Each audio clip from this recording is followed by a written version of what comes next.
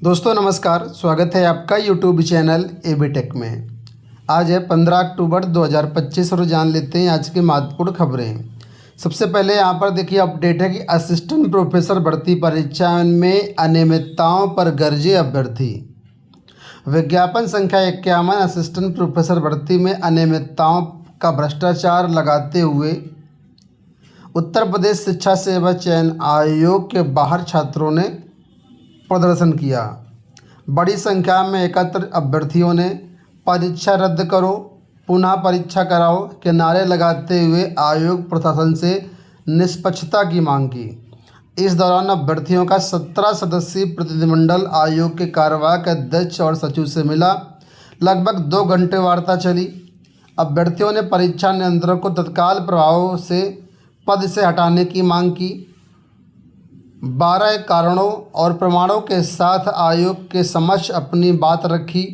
कार्यवाहक अध्यक्ष राम सूचित और सचिव मनोज कुमार ने अभ्यर्थियों की बातों को गंभीरता से सुना।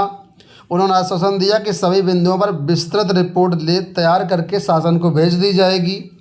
छात्रों ने चेतावनी दी कि यदि शीघ्र कार्रवाई नहीं हुई तो आंदोलन को और व्यापक किया जाएगा। प्रतिनिधिमंडल में मनीष सिंह, ब्रजेंद्र सिंह, अजय विक्रम, लालता प्रसाद, शशिकांत और कई सारे छात्र थे। नाम स्क्रीन पर, तस्वीरें स्क्रीन पर आपके सामने हैं। दूसरी अपडेट है एडेड माध्यमिक विद्यालयों में टीजीटी पीजीटी शिक्षकों के ऑफलाइन ट्रांसफ़र को लेकर के। बहुप्रतीक्षित ये आदेश था जिसका सभी को इंतजार था। तो फिलहाल कल शासनादेश जारी कर दिया गया, उसमें मंजूरी दे दी गई, लेकिन कुछ शर्तों के अधीन। क्या है मामला, देखिए। एडेड माध्यमिक स्कूलों के 1641 प्रधान शिक्षकों का ऑफलाइन तबादला दिसंबर से अगली जनवरी के बीच होगा। अपर मुख्य सचिव पार्थ सारथी सेन शर्मा ने इस मंगलवार को इसका आदेश जारी किया है। बीती जून में आए ऑफलाइन आवेदकों पर शीतकालीन अवकाश के दौरान कार्रवाई शुरू होगी। आदेश के मुताबिक ऑफलाइन स्थानांतरण कार्रवाई किसी कारण से 27 सितंबर तक पूरी नहीं हो सकने की सूरत में निदेशालय स्तर पर लंबित 1641 अध्यापकों के ऑफलाइन स्थानांतरण के लिए दिशा निर्देश करने का अनुरोध है। तो आप लोग जानते ही होंगे कि जून में ट्रांसफ़र होते हैं, लेकिन ऑफलाइन ट्रांसफ़र नहीं हो पाए थे, जिसके लिए लगातार शिक्षक जो है मांग कर रहे थे, आंदोलनरत थे। तो फिलहाल शासन से कल आदेश जारी कर दिया गया है और कहा गया है कि ऑफलाइन ट्रांसफ़र किया जाए, जो भी फाइलें हैं उनका ऑफलाइन ट्रांसफ़र किया जाए। साथ ही नए सत्र में किसी भी प्रकार के ऑफलाइन ट्रांसफ़र की मनाही है। और ये जो ट्रांसफ़र आदेश हैं ये कहा गया है कि शीतकालीन सत्र में किया जाए।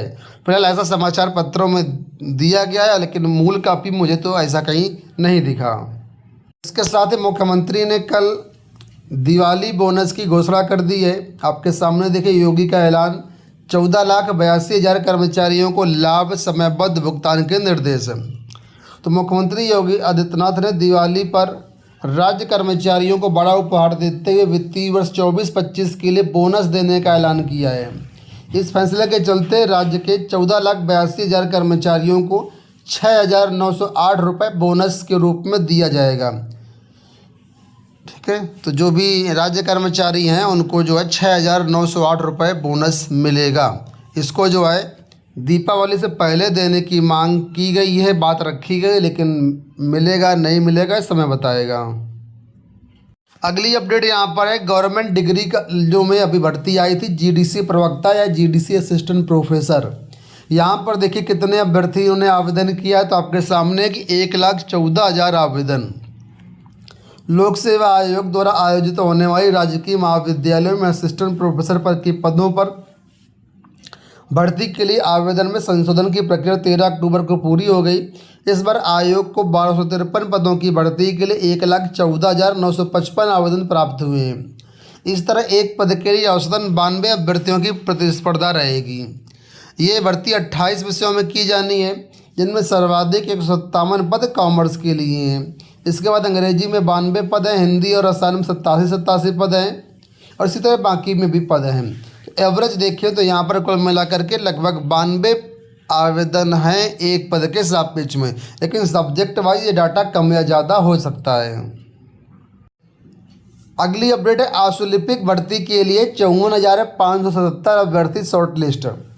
प्रदेश में आशुलिपिक के 1224 पदों पर चल रही भर्ती प्रक्रिया में पीईटी के आधार पर लिखित परीक्षा के लिए 54,577 अभ्यर्थी शॉर्टलिस्ट किए गए हैं। यूपी SSSC के सचिव अवनीश सक्सेना ने बताया कि आयोग की वेबसाइट पर कट ऑफ जारी कर दिया गया है। लिखित परीक्षा की तारीखें अलग से जारी की जाएंगी।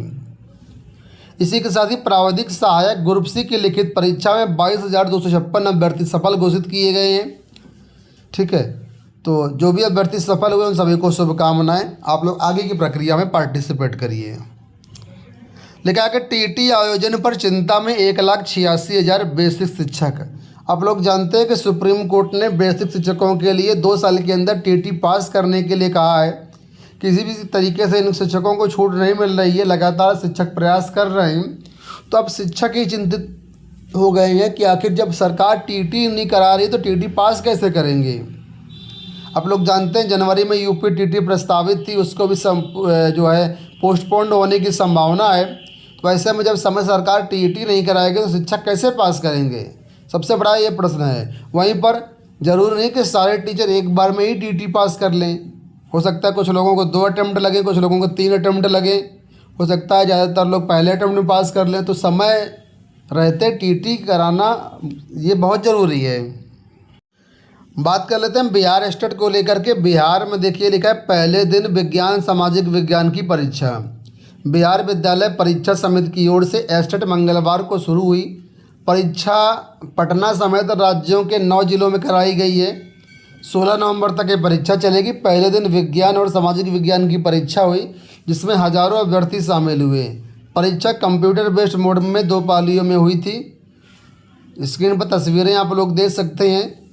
तो फिलहाल बाकी परीक्षाएं शेड्यूल्ड हैं, समय से आप लोग अपना इसमें पार्टिसिपेट करिए। यहाँ देखिए अपडेट की MTS और कांस्टेबल भर्ती की कतार में PhD धारक भी। कर्मचारी चयन आयोग और कांस्टेबल के लिए PhD धारक भी कतार में हैं, जबकि इन दोनों भर्तियों के न्यूनतम योग्यता हाई स्कूल पास है।